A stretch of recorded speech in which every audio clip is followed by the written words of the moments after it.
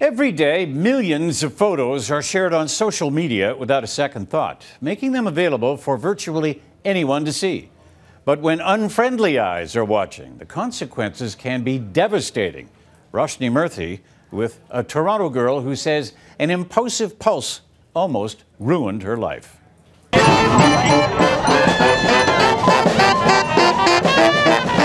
had a breakdown and I was very angry, and for weeks I was pretty depressed about it. It was a teenage lapse in judgment. A then 17-year-old who doesn't want to be identified took a shot of herself, topless like hundreds around her at Pride 2013.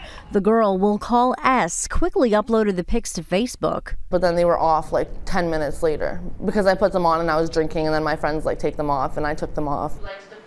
S thought it was over, an impulsive teenage mistake. But days later, the same photos were posted by someone else on thedirty.com with a scathing caption.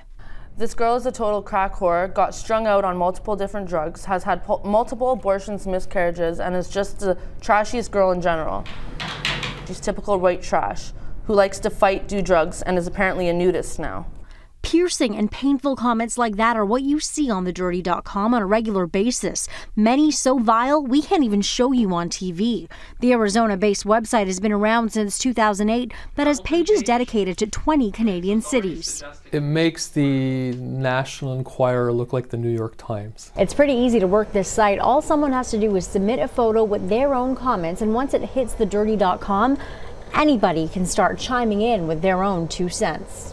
She's a meth head and a proud escort. Some posts end up getting piggybacked with thousands of comments, but most of the time, the person they're talking about can't even sue the site for defamation. In most cases on that site, the owner of the website is not posting anything. The owner of the website is giving a forum where people can post defamatory content. In a statement to CityNews, The Dirty's lawyer likens the site to an avenue for users to post their opinions, saying, quote, "If a criminal uses a gun to murder someone, would you blame the gun manufacturer or the shooter?" But this teen says a mockery was made of her life and claims The Dirty nearly destroyed her. It can affect your whole life. It can put your self-esteem down. It can change the person you are. Since S was 17 at the time the photos were taken, one lawyer argues that thedirty.com could have a child pornography lawsuit on their hands, but that would require a police investigation to open up and for charges to be laid. The U.S. courts don't want anything to do with our Canadian defamation judgments. They say it violates free speech. We're not going to honor it. A tough go if you find yourself trapped in the dirty side of social media, a story S knows all too well. I did not post my pictures with the comments saying, please save these pictures and write horrible articles about me on the internet. It's simple enough to be in the moment, decide to take a picture of it and then post it online. That's what actually happened in S's case. By the time she realized the photo she posted maybe shouldn't have been on Facebook, it was too late. It was a mistake. I took them down. This Toronto internet lawyer says those who find themselves victims on the site can file a suit against those commenters, but watch out because it's not a hurdle-free ride.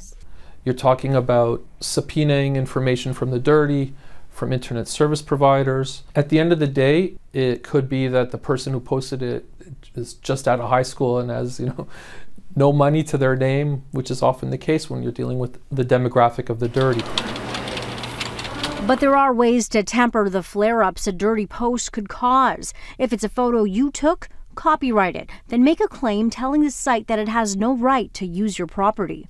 So we've been successful in getting a lot of photos removed in that way. And know your rights. Just because something's on Facebook, it doesn't mean anyone can snatch it. So that's not free access for anyone. No, clearly not. Clearly not. So you post something on Facebook doesn't mean you relinquish all rights. It's in the public domain. No, you still have rights to those images. Another bet, be strategic online. Don't lose trust in the internet. Use caution. You need to be careful with what you share. You need to be careful of the photos that are taken of you, the photos that you post online. And if you do find yourself unable to get rid of that dirty posting, experts say don't hide from your computer. What you want to do is beef up your own online presence. Put up a positive Facebook, LinkedIn, or Twitter profile so when people search for you, they see the good instead of the bad. Surfing the web, Roshni Murthy, City News.